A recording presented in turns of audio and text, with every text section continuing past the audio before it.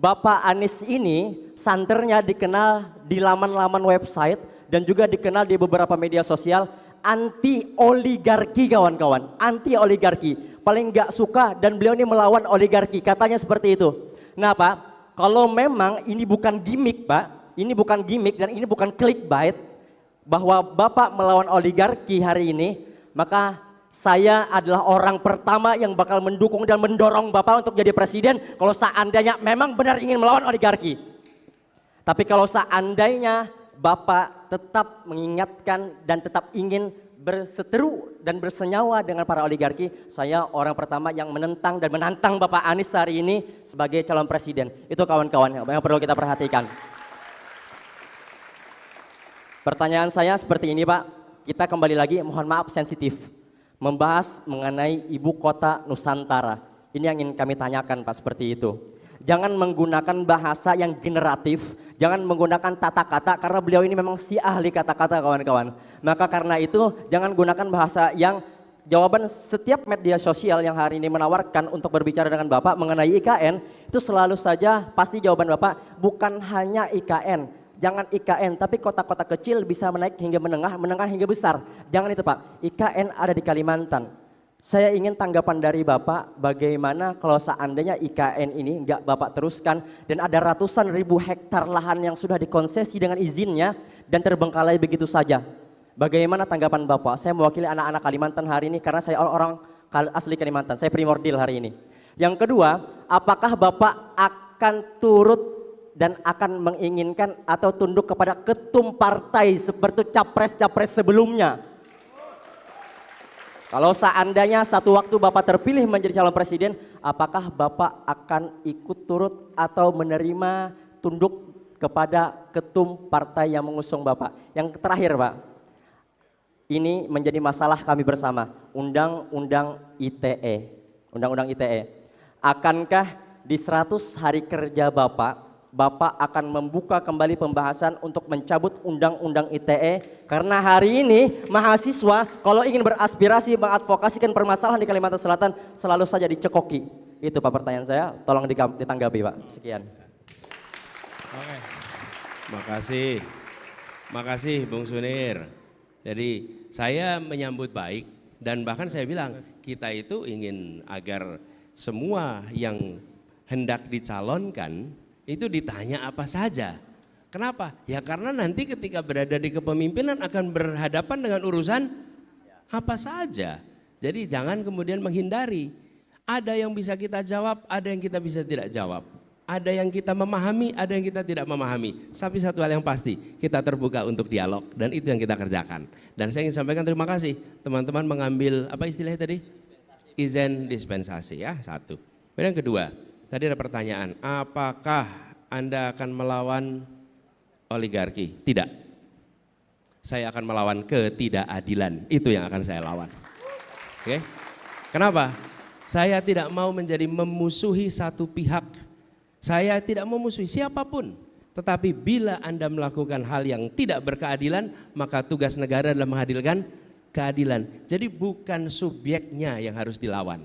Yang harus dilawan itu adalah prinsip ketidakadilan. Dan kita menyaksikan ada banyak ketidakadilan hari ini. Karena itu saya mengatakan perjuangan kami adalah menghadirkan keadilan. Dan dalam kami menggunakan istilah membesarkan yang kecil tanpa mengecilkan yang besar. Oke? Itu dalam semua prinsip.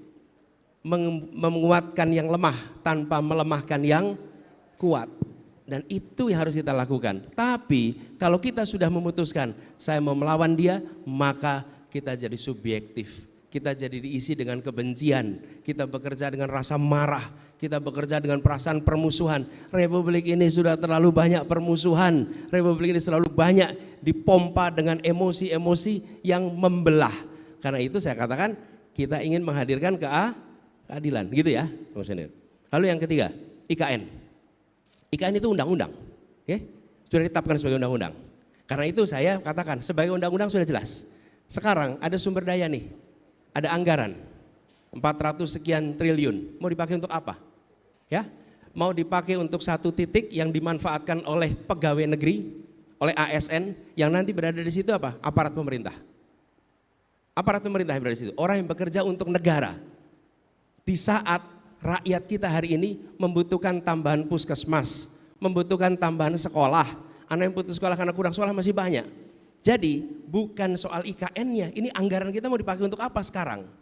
Hari ini kita masih punya PR begitu banyak yang pada waktu sekarang urgen untuk diselesaikan. Guru honorer kita belum diangkat karena katanya anggarannya kurang. Kenapa anggaran itu tidak dipakai untuk mengangkat guru-guru honorer kita sehingga itu bisa menjadi guru? Jadi bukan soal IKN-nya, ini kita punya anggarannya nih, mau diapakan? Kalau anggaran itu tidak diselesaikan, digunakan untuk urusan yang prioritas, oke? Tapi urusan yang simbolik. Ada di sini, kita semua ikut bangga, kita semua ikut bersyukur, tapi bicara persoalan urgen di negeri ini masih banyak urusan yang harus diselesaikan. Jadi undang-undangnya sudah ada, tinggal soal kapan kita menuntaskannya mengikuti kemampuan ekonomi kita. Dan itu yang saya maksud, ada urusan yang urgen. Bagaimana kita menjelaskan pada guru-guru yang tidak diangkat karena kita kekurangan anggaran, pada saat yang sama kita sedang membangun istana untuk dipakai seorang presiden. Gimana menjelaskannya itu? Sulit kita. Jadi sekali lagi bukan soal IKN-nya, ini soal anggarannya nih, mau dikerjakannya kapan gitu ya. Lalu soal ketua umum partai. Bung Sunir, saya beberapa kali menyampaikan cara kami bertugas di Jakarta. Karena cara kami bertugas di Jakarta, cara mengambil keputusan mungkin itu bisa digunakan sebagai dasar dalam menilai. Apa cara mengambil keputusan yang kami lakukan? Kami memutuskan, saya memutuskan berdasarkan 4 prinsip. 1, prinsip keadilan. Prinsip keadilan, bagaimana prinsip keadilan itu ditegakkan dalam keputusan apapun. Yang kedua adalah kepentingan umum, public interest. Di mana itu? Yang ketiga adalah fakta, data, ilmu, objektivitas. Yang keempat baru aturan hukum, undang-undang, peraturan, konvensi. Oke? Selalu keputusan begitu. Jadi ketika mengambil keputusan mendasarkan pada 4 itu, dan hampir semua keputusan bisa dibicarakan. Sekarang malah jadi pertanyaan, kenapa a priori pada ketua partai?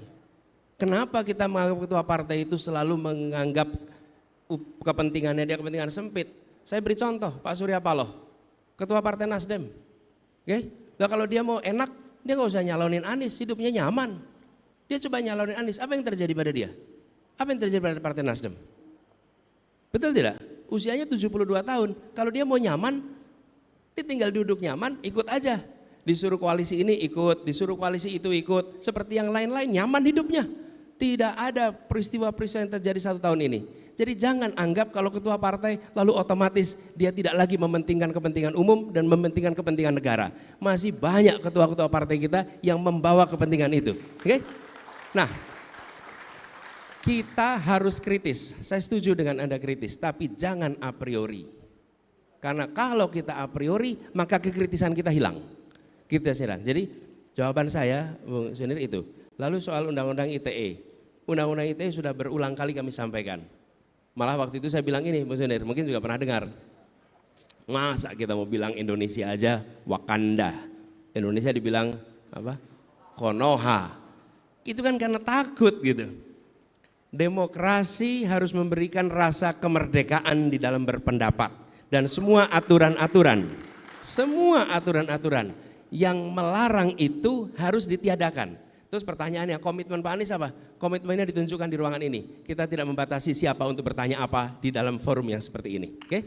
Kan Bung Sunir kan tidak dilarang bicara, tidak ditandain, oh yang ini nggak boleh bicara. Enggak, semua boleh. Artinya apa? Besok juga ketika bertugas akan begitu. Dan ketika saya bertugas di Jakarta, sebagai contoh, saya udah kerja 5 tahun nih. Kelihatannya caci makinya banyak waktu itu. Serangannya nggak kira-kira.